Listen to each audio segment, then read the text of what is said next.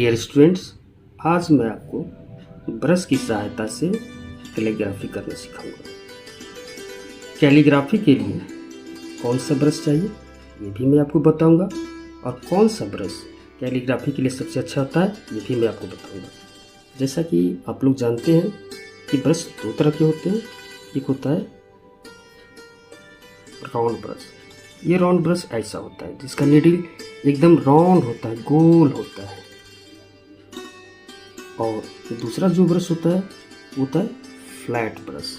ये ब्रश इस तरह का होता है, एकदम फ्लैट और लंबा, और कैलीग्राफी के लिए इसी फ्लैट ब्रश की जरूरत पड़ती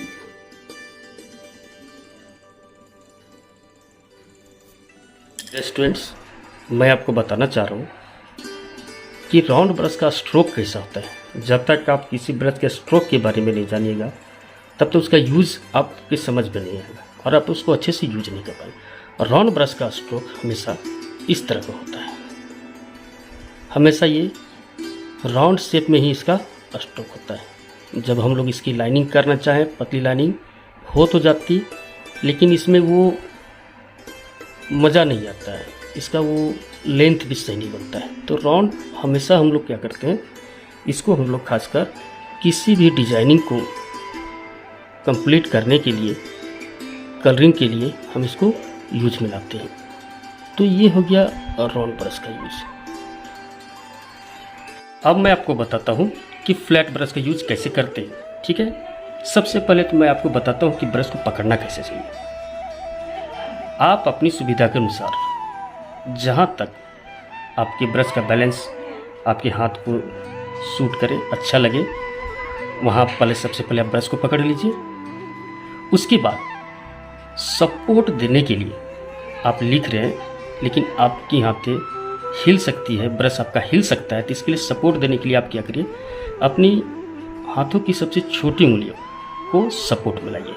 जैसे मैंने सपोर्ट में लिया है, आप देख सकते हैं कि मैंने इसे सपोर्ट में लिया है। और जब आप सपोर्ट इसका लेंगे तो आप इसका बहुत अच्छे से यूज कर पाएंगे और ब्रश आपके पूरे ग्रिप में रहेगा। तो मैं आपको बताता हूँ कि फ्लैट ब्रश का यूज कैसे करते हैं, इसका स्ट्रोक क्या है।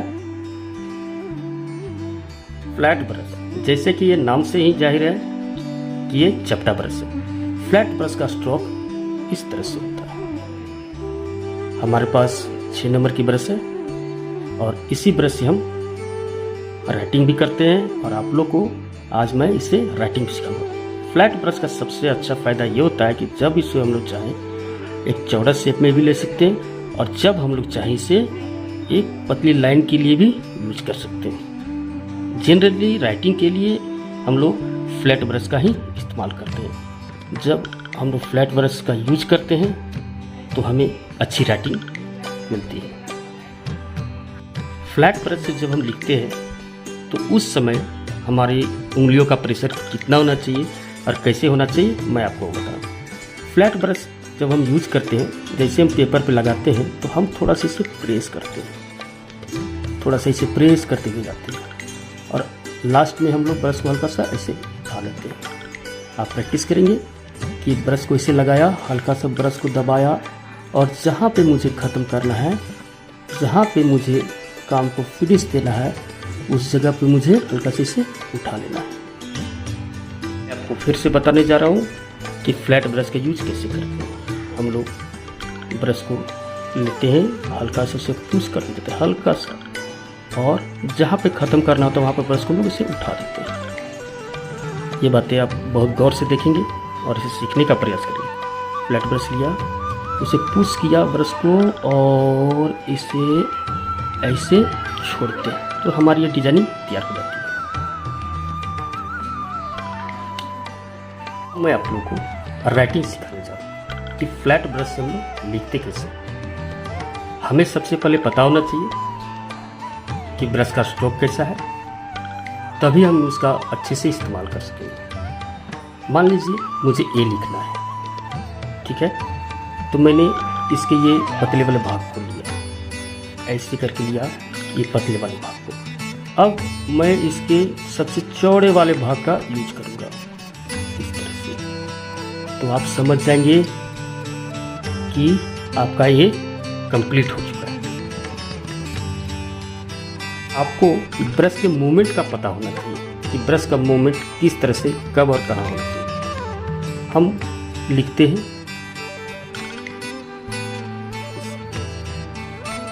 और फिर हम चौड़े वाले शेप से इसको इधर से ऐसे कर देते हैं। तो इस तरह हमारा लेटर जो है वो क्या होता है, कंप्लीट हो जाता है। मैं यहाँ पे ये क्लियर कर देना चाहता हूँ कि आप फ्लैट ब्रश का फ्लैट साइड और इसका थिक साइड दोनों साइड को आप इस्तेमाल कीजिए। मैं आपको ये भी चीज़ बताना चाहता हूँ कि जब ब्रश हम लोग लेते हैं राइटिंग के लिए तो हम लोग उसको थोड़ा सा प्रेस करते हैं और जहाँ पे इंड करनी होती है वहाँ पर हम लोग ब्रश को थोड़ा सा छोड़ देते हैं। मैं आप हिंदी के लेटर्स के बारे में बता रहा हूँ कि उसकी कटिंग कैसी होती है और हम लोग उसको इस्तेमाल में कैसे लाते हैं। ब्रश को कट कैसे दी जाती है ये सबसे पहले जानना जरूरी है। जब हम लोग हिंदी का कोई लेटर लिख रहे हैं तो फ्लैट का यूज ऐसे करते हुए इसे लास्ट यहाँ पे ऐसे करते हैं। उसके बाद जिस भी लेटर को लिखना है, मान लीजिए मैंने क को लिखना है तो मैंने ऐसे शेप लिया। आप ये देखेंगे कि शेप बिल्कुल परफेक्ट होनी चाहिए। ठीक है, अब मुझे जो नेक्स्ट स्टेप लेना है उस स्टेप को कि हम इसे मूवमेंट कैसे लेते हैं। ठीक है, तो मान लीजिए मुझे क लिखना है तो मैंने इसके पतले साइड वाले से लिया, हल्का सा प्रेस किया। ठीक है, हमने पतले वाले साइड से लिया, हल्का से इसको प्रेस किया तो ये इस शेप में बन जाता है और फिर हम लोग इसको ऐसे करते हैं। इस तरह से हम लोग इसको ऐसे मोड बनाते हैं। ठीक है, उसके बाद इसी फ्लैट को हम लोग लेके आगे बढ़ते हैं। हम लोग आगे बढ़ गए और फिर हम लोग इसको इस तरह से पतले वाले शेप में यूज करते हैं, इस तरह से।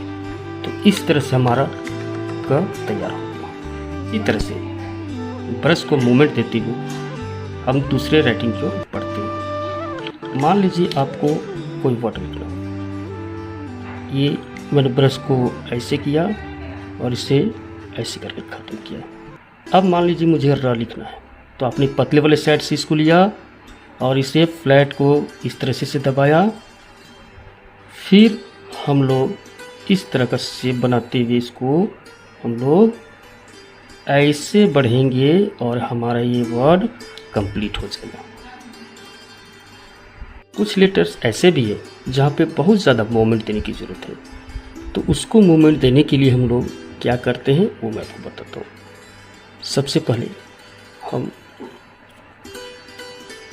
इस तरीके से इसका इस्तेमाल करते हैं।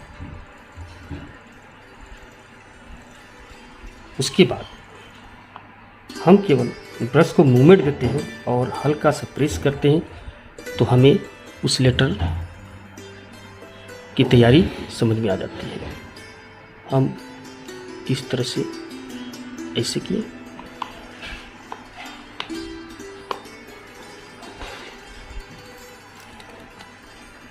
और इस तरह से मूवमेंट मैंने उसको दिया। इस तरह से मैंने अपने लेटर की तैयारी कर ली। आप सबको पता होना चाहिए कि लेटर का कौन सा भाग पतला होगा और कौन सा मोटा होगा, उसी के अनुसार आप यूज करते हैं। जैसे कि मैंने हिंदी का लेटर लिया है, ठीक है, ये खड़ी लाइन खींची इसकी, मैंने इसकी ऊपर वाली लाइन बनाई। आप गौर से देखेंगे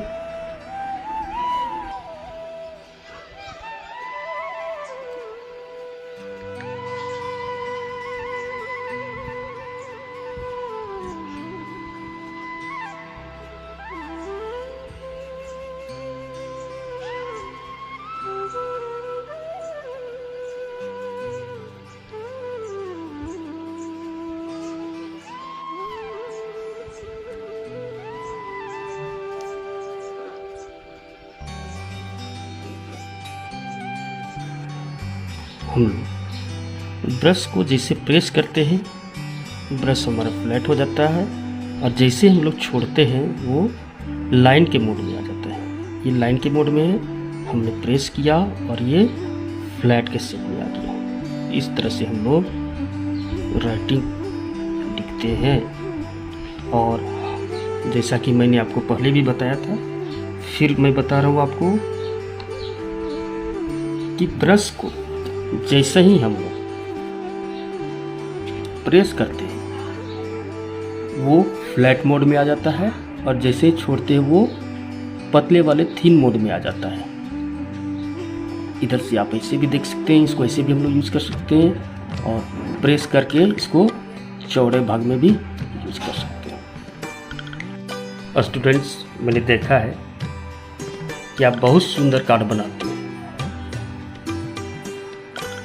बहुत अच्छे डिजाइन आप बनाते हो, लेकिन जब बात राइटिंग की होती है तो आपकी राइटिंग कार्ड पे उतनी अच्छी नहीं लगती जितने की प्रिंट होके आती है, या फिर बाकी अच्छे आर्टिस्ट लोग लिखते हैं तो उस तरह की आपकी राइटिंग नहीं हो पाती।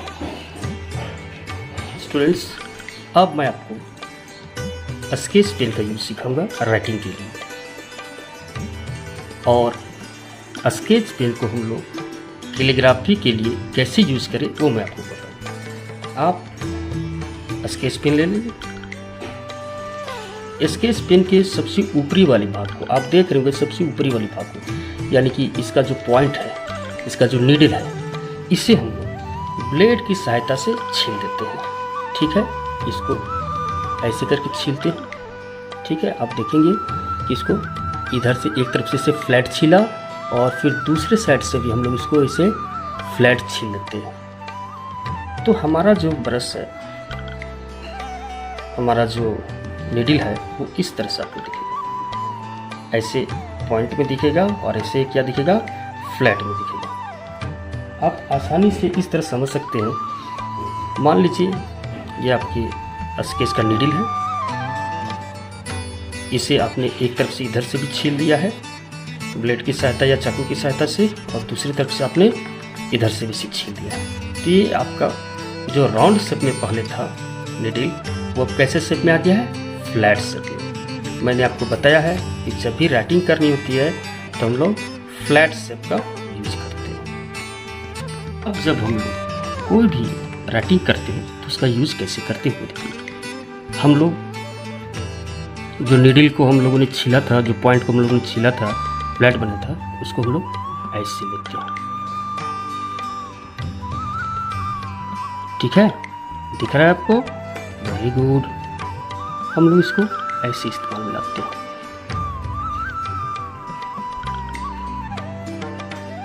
ऐसे ये इस तरह का शेप हम लोग इसे बनाते हैं। फिर इसी फ्लैट की सहायता से हम लोग इसको राइटिंग का जो शेप है उस शेप की ओर हम लोग बढ़ते जाते हैं।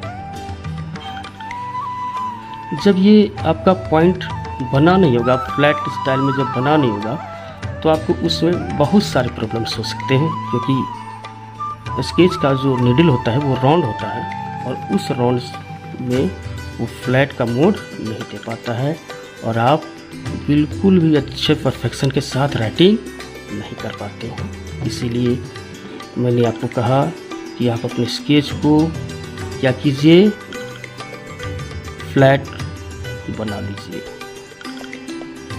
और इस तरह हम लोग धीरे धीरे जो पहले राउंड शेप में था नीडल, उस नीडल को हमने फ्लैट बनाया, और इस फ्लैट की सहायता से हम इसको लिखते हुए आगे बढ़ेंगे। राउंड नीडल की अपेक्षा हमारे द्वारा बनाया गया flat brush, flat marker, flat sketch से लिखी गई राइटिंग ज़्यादा सुंदर दिखाई देती है। इस तरह से आप लोग इसे लिखते हुए बढ़ते जाएं,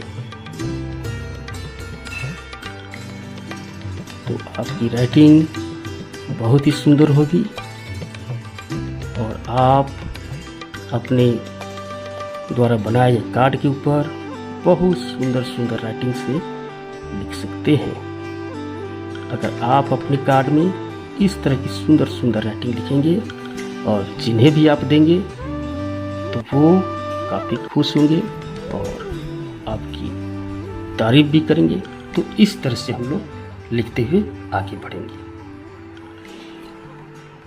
मैं आपको फिर बता रहा हूँ कि जब आपको स्केच पेन से राइटिंग करनी हो तो हमें उसके नीडल को ब्लेड या चाकू से छीलकर उसे फ्लैट बना लेना है, ताकि हमारी राइटिंग बहुत सुंदर हो और हम तब बहुत अच्छा से काम कर पाएंगे। आप देख सकते हैं कि मैंने बनाया है फ्लैट इस तरह से। पहले ये राउंड शेप में था, फिर मैंने इसे फ्लैट बनाया। तो अब हम लोग लिखने का प्रयास करते हैं।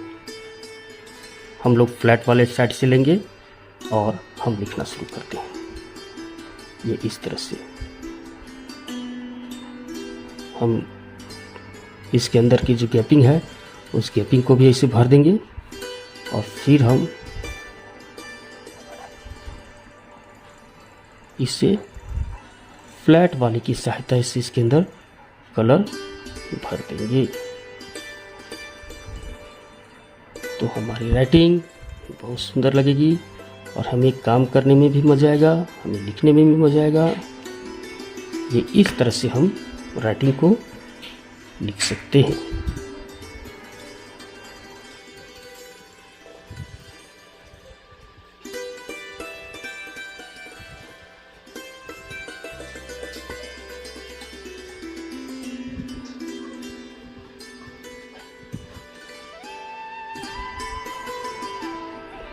हम लोग उसके नीडल के पतले वाले भाग और चौड़े वाले भाग दोनों भाग का हम लोग इस्तेमाल करते हैं और इस तरह हम लोग इसे लिखते हुए आगे बढ़ते जाते हैं और आपकी राइटिंग फिर बहुत सुंदर हो जाएगी। इस तरह की राइटिंग के साथ जब आप अपने बनाए गए कार्ड पे लिखेंगे तो देखने में काफ़ी सुंदर लगेगा और आपको लिखने में भी काफ़ी मज़ा आएगा। तो मुझे उम्मीद है बच्चों कि आप लोग मेरी बात समझ गए होंगे। इस तरह से आप लोग सबसे पहले स्केच पेन को फ्लैट बना लेंगे और फ्लैट बनाने के बाद हम लोग इसको ऐसे करके यूज करेंगे तो आप देखेंगे कि आपकी राइटिंग बहुत सुंदर हो गई। ये फ्लैट वाला हुआ हिस्सा और ये हुआ पतला वाला। जब पतले काम करना हो, पतले की ज़रूरत हो तो आप इसके पतले साइड वाले का भी ऐसे यूज़ कर सकते हैं और जब फ्लैट काम करना हो तो हम इसके फ्लैट साइड वाले हिस्से को भी यानी कि चौड़े हिस्से से भी यूज कर सकते हैं। फ्लैट बनाने का सबसे फ़ायदा ये होता है कि हम जब चाहें चौड़े वाले सिस्टम में यूज कर लें, जब चाहें हम पतले वाले यूज कर लें। Now thank you.